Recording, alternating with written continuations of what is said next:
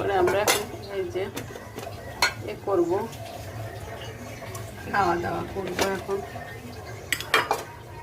আমি 1 কাপ চা খাবো, শুধু আমি আর কিছু খাই না। হ্যাঁ, সকালবেলা চা বানাবো, চা বানায় খাবো। আর এটা ওর বাবারে দিতে যাচ্ছি।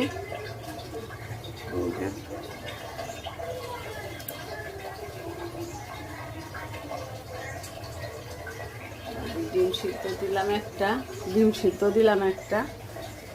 আজকে আজকে স্কুল বন্ধ ছিল, আজকে আমরা স্কুলে যাই নাই। সকালবেলা 8টার সময় বুয়া এসে একেবারে সব ঘরটর মুছে, একটা ঘর বাদ দিয়ে থুইয়া ঘরটর মুছে একটা সুন্দর মতো 2টা ঘর, আজমাইনের ঘর, আমার ঘর, হইতে দরজা দেওয়া ছিল, এসব ঘর না মুছে থুইয়া চলে গেছে গা। মানে সকাল সকাল আসছে।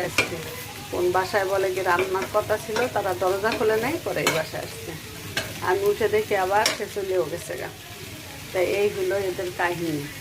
আসসালামু আলাইকুম, আশা কিচেন থেকে সবাইকে স্বাগতম।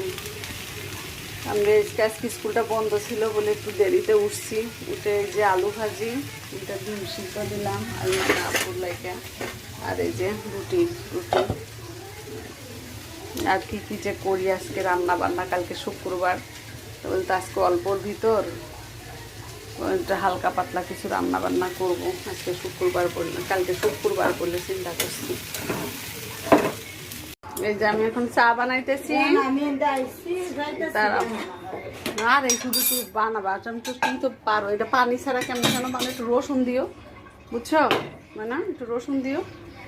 আমি এখন চা বানাইতেছি। চা একজন হেসে বলে কথা বলে বলে, হ্যাঁ চা বানাইতেছি। এখন আমি চা ভাগ করব, ঠিক আছে?